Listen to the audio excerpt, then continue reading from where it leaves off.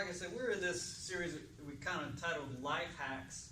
And if you weren't familiar with that term, it's basically the idea, and it's got real popularity among social media, YouTube and whatnot, about there's these little smart things that you can do to solve a lot of everyday problems. And this is, a big marketing thing on social media. There's lots of different things, big variety of things, everything from camping to cooking. I mean, you name it, you can find simple, smart ways to solve everyday problems. A couple that I came across the other week was one involving dog food. How many people here have dogs? All right, so this will be something you can relate to. If you have a dog and maybe you go to feed them and the dog acts like you hadn't fed it in 6 weeks. I mean, it just runs at the food, and when it does, it just seems to inhale the whole thing. Well, that's not good for them. It's not good for them to just kind of hork it down, And so what you have to do is you have to try and slow it down for them. And so one little neat vet trick I saw was that you put in their dog bowl, you put a ball. And it slows them down, and they have to root around, and it takes a little bit more time for them to clear out their dog bowl, even though they're acting like you hadn't fed them in 6 weeks. And so something like that, just put a ball in their dog bowl with the food, and that'll slow them down from just inhaling it. And it's better for them. So I thought that was good. I got 2 dogs, and so I know exactly what that's about. There's one dealing with food I thought was interesting with bananas. We eat bananas a lot at our house, especially me, I guess. And if you take plastic wrap and put it along the stems, when you get your set of bananas, it'll extend their life before they start turning brown and black. And so you take some plastic wrap and wrap it around the stem, and you can extend it. It'll last longer. Thought that was pretty good. And then someone like me who probably eats too much fast food, one of them I saw that if you want to make sure you always get fresh fries, because if you like French fries, and you want to make sure they're hot and they're the best kind, but the fast food business is always about fast food, not necessarily good food. And so what you can do is, at your order, you can order them with no salt. So they have to make a fresh batch. So you order them with no salt, and then a lot of times there's these little free packets of salt anyways. So you just add the salt on yourself however much you want. But when you order it with no salt. That way they have to clean it out and do the fresh batch for you.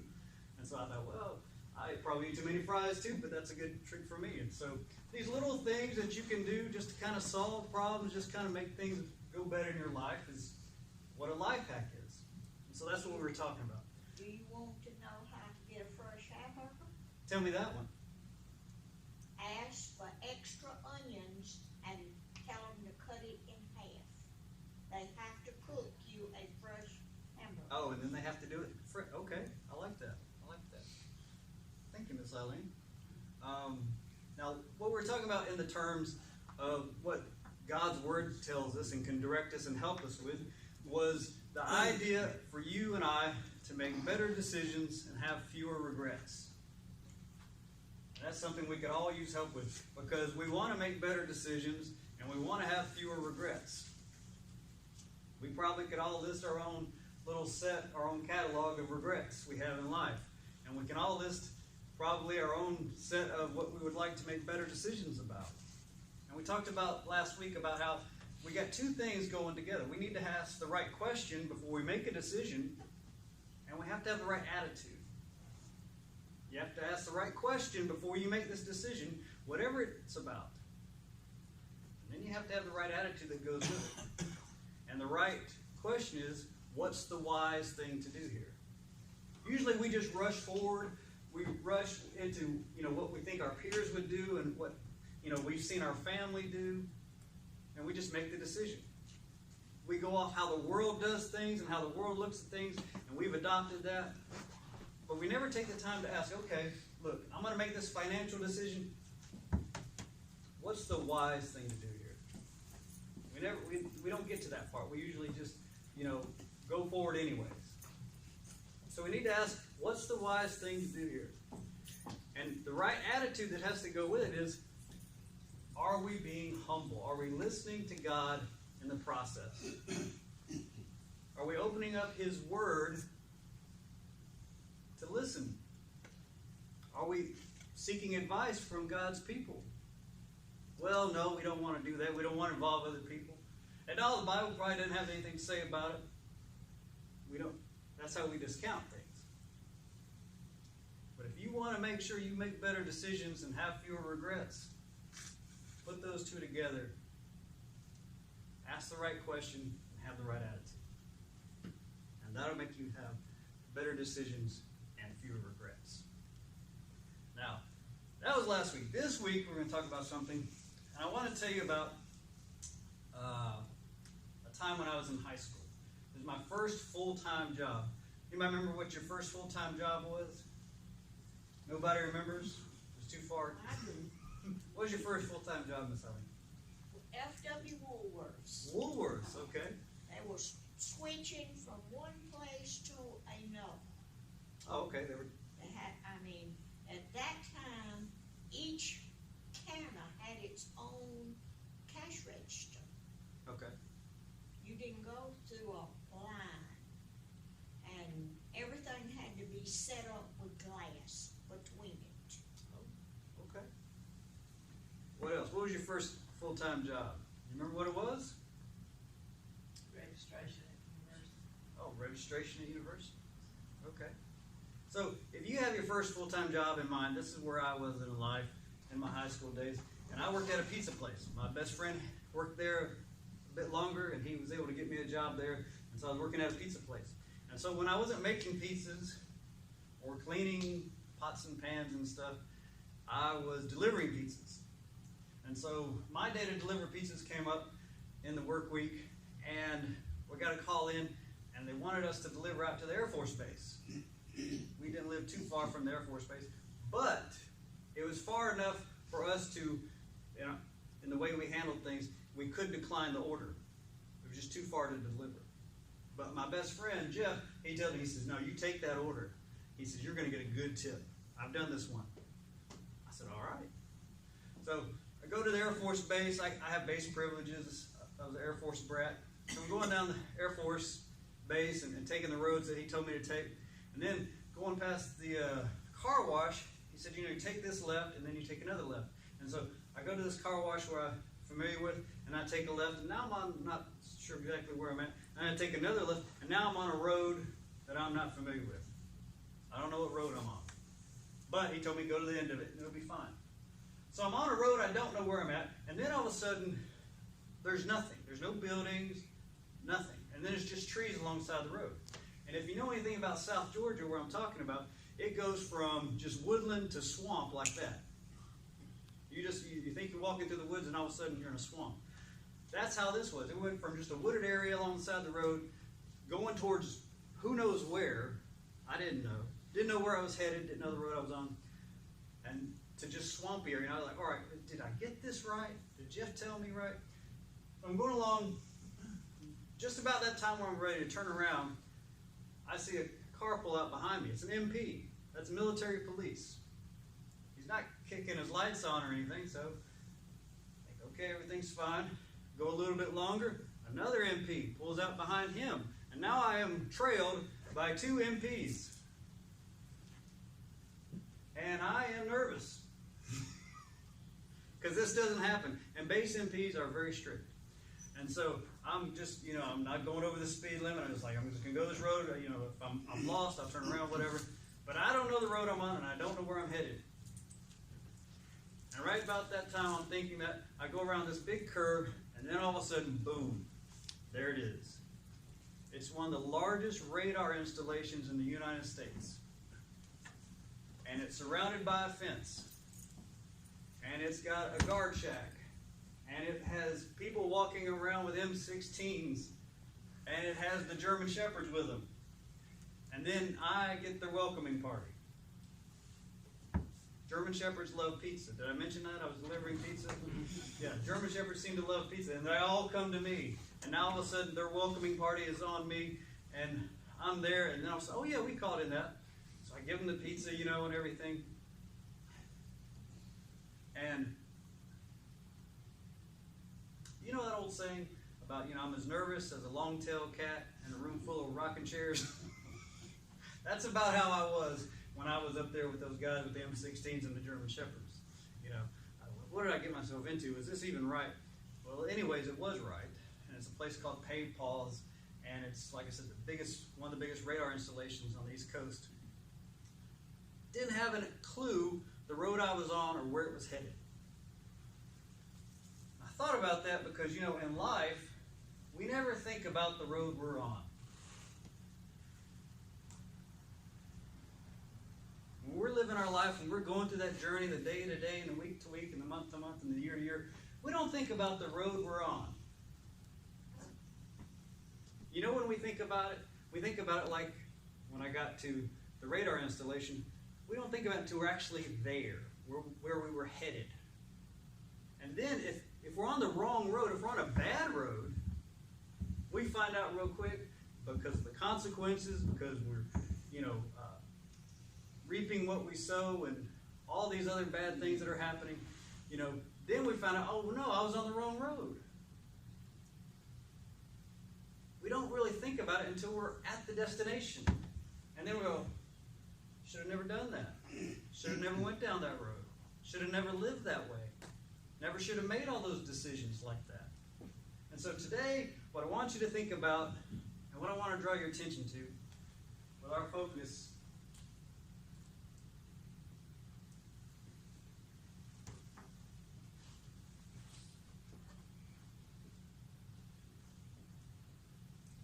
is the road you are on. I know you're busy. I know you got a lot of things in your mind. You're probably already planning lunch and different things you're going to do today. I just want you to think about the road you are on. Whether that applies to your marriage, where it's headed, whether it applies to your finances, where they're headed, whether it applies to your workplace, your career, your relationship with your family, that relationship with your friends, wherever that is. I want you to think about, push everything out for just a little while, and think about the road you are on, because it is headed somewhere. You are headed somewhere with these habits, these attitudes, and the way you're going about things and making decisions. So that's what I want you to think of. The road you are on. Say that with me. The road you are on. Now I'm going to make you personalize it for a second. I want you to say, the road I'm on. The road I'm on. One more time. The road I'm on. And that's what we're going to look about today. That's what we're going to talk about. The road we're on.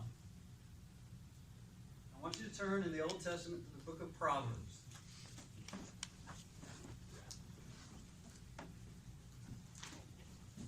The book of Proverbs in the Old Testament.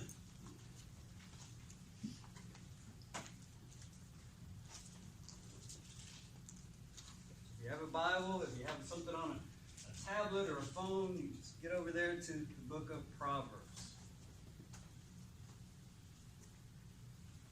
Now, last week when we were talking about the book of Proverbs, we mentioned how it's called the book of wisdom. The book of wisdom. Because its purpose, the reason it was written, the reason it's situated in our Bible, is so that people would read it, God's people would see it, and they would become wise. They would become wise. And we learned this Hebrew word for wise, kakam. You might remember what that means. It actually has a very nuanced kind of definition. Anybody remember that? To be skillful. To be skillful, right. Whenever this word in Hebrew is used in the Bible, it means to be skillful. It's like, and it gets used this way in the Bible, it's like when they're describing an artisan, somebody who is actually making the temple and making it beautiful and carving and working and doing that artistry for the temple. They talked about them having kakam, right? That was their skill. Well, a wise person reading this will have this. And what they mean is they are skillful at life. They know how to handle life. They make wise decisions, right? The ups and downs of life, the turmoil, the good times, the bad times, they can handle it. They can manage it. They are skillful at life. And so that's what they're saying when they say that this book is written to make you wise. Now, when you get to the book of Proverbs, go to chapter 7. Proverbs chapter 7. Proverbs chapter 7.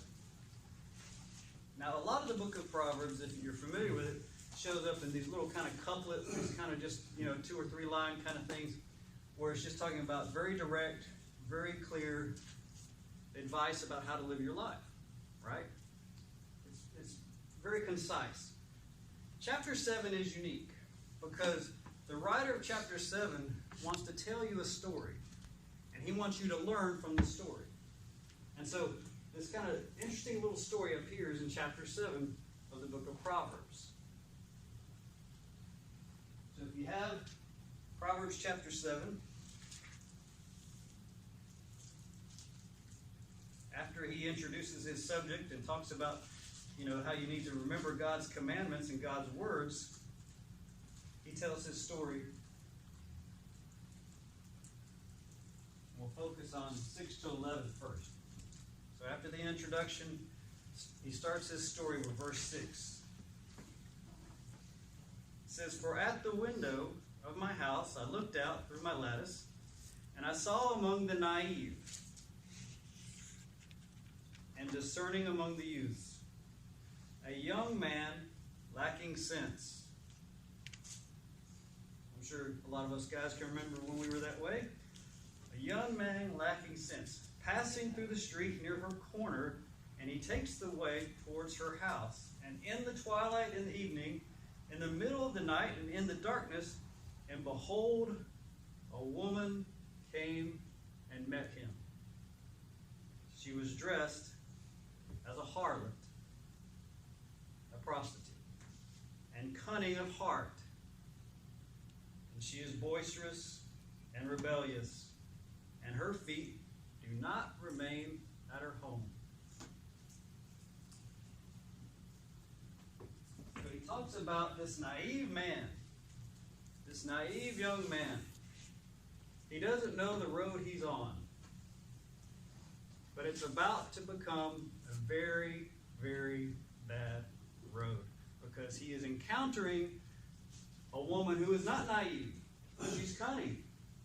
She has a purpose in mind in this encounter, in this interaction with this young man. She's not naive, but he is. He doesn't know what's going on exactly. He doesn't know what he's getting into.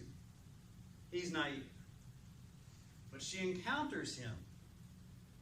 And what then proceeds to happen is she seduces him. She paints this wonderful picture of what they can be like together, how much fun they will have, how it will be so great. She just pushes herself on him and then makes his imagination go wild.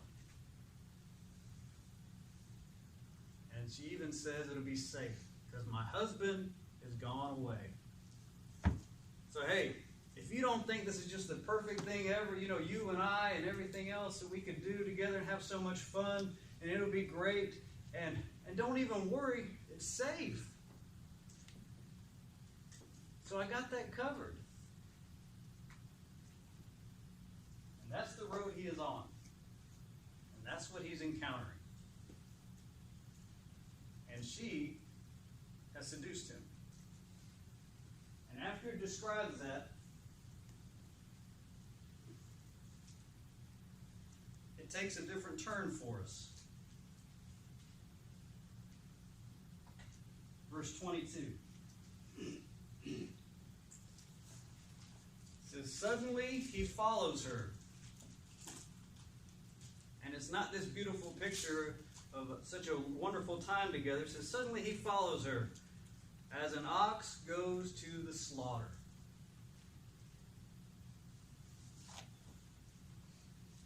Or as one in fetters to the discipline of a fool, until an arrow pierces through his liver.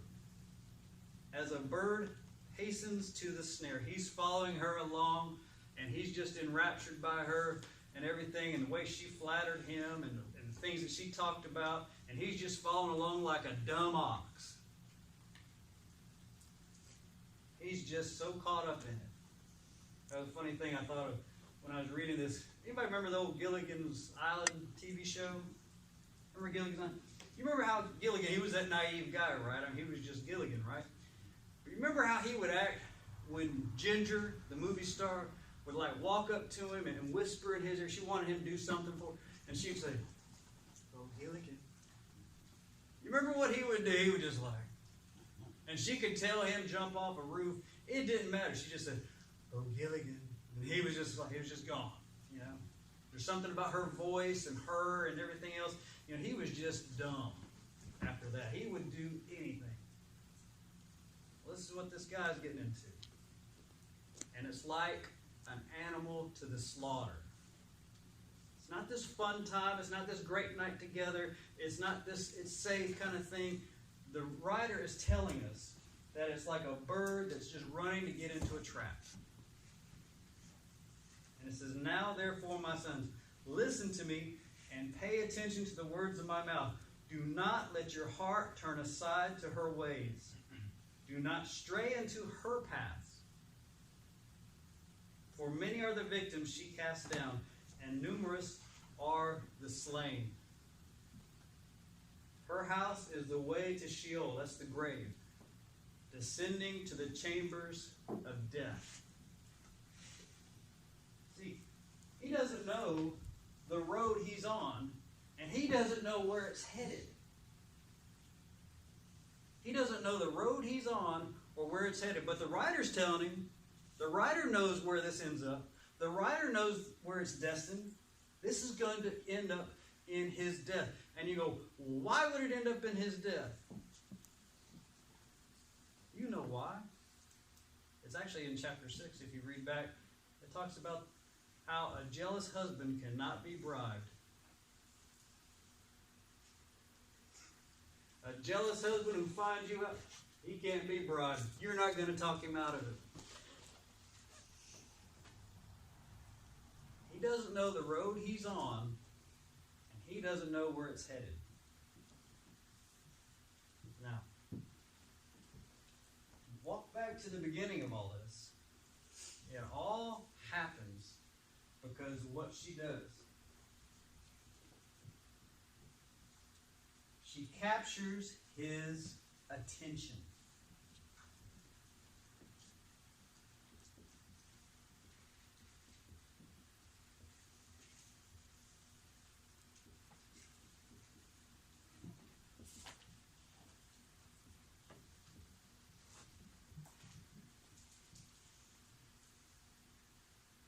And this is a principle. What captures your attention captures you. What captures your attention captures you. She got his attention in a big way. She threw herself. At one point, she's even kissing him, trying to lure him, right? She's flattering him. "I've waited all day for you. You're just the one I waited for." Young men have huge egos. They love to hear that. Old men too, I imagine. "I've waited all this time for you." She's kissing him. She's telling him, "Look, we're going to have a great time together. It's going to be so much fun. There's nothing to worry about. My husband's long gone." She's got his attention. She's got his imagination going wild. Because what captures your attention captures you. What captures your attention captures you. Say that with me. What captures your attention captures you. One more time. What captures your attention captures you. That's true in your marriage. If you're distracted, if you're preoccupied with something, the things you shouldn't be preoccupied with, the things that aren't priorities, things that aren't important, you're headed for a problem. You don't know the road you're on, and you don't know where it's headed. And it could be a very, very bad place. It's the same thing with your finances. If something's captured your attention, if you're all about spending and not saving any, if you're all about money going out and not thinking about how it's coming in, if you're all about getting into debt, yeah, it's got your attention.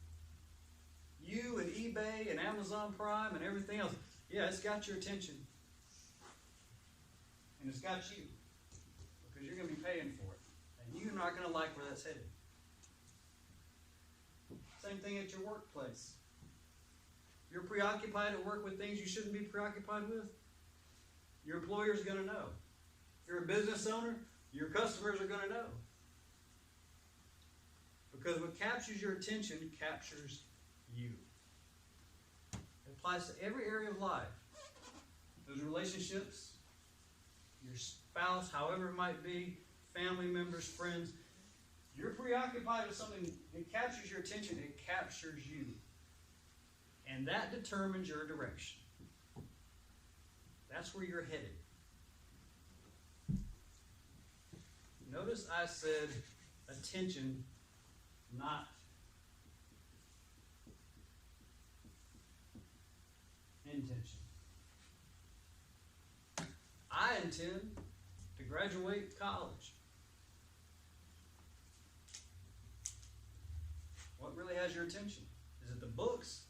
Is it your studies? Doesn't matter about your intentions.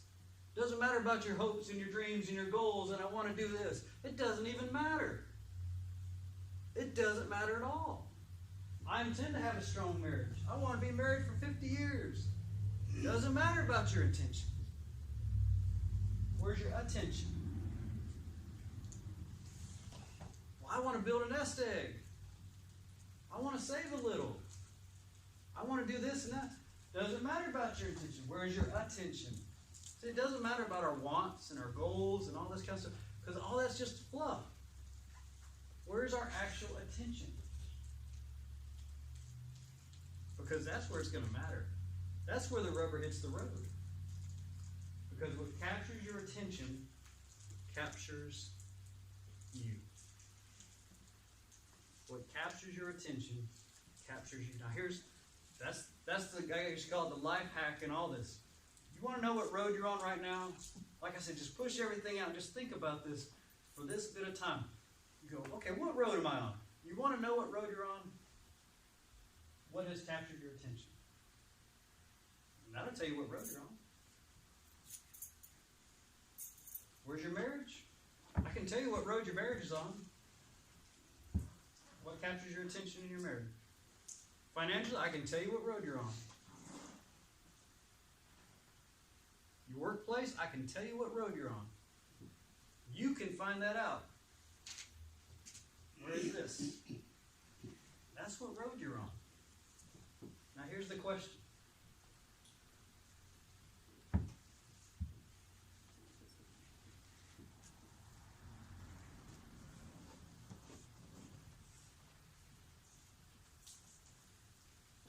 Do you like the road you're on?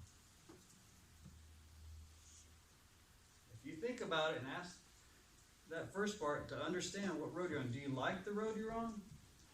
Do you like the road you're on?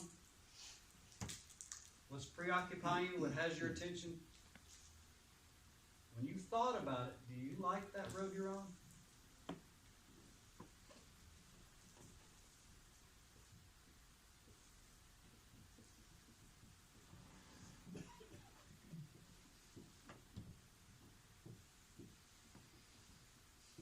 And this goes along with it. Do you like where it's headed?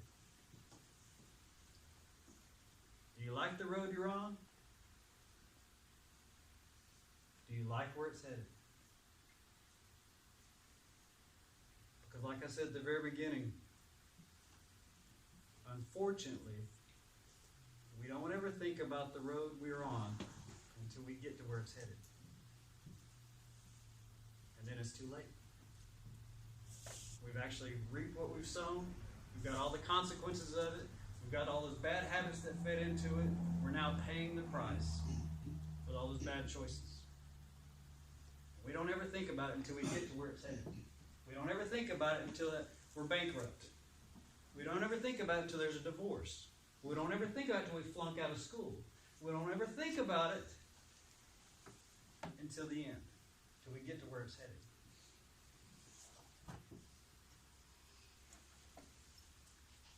Do you like the road you're on? And do you like where it's headed? That's the question this morning. Do you like the road it's on? Do you like where it's headed?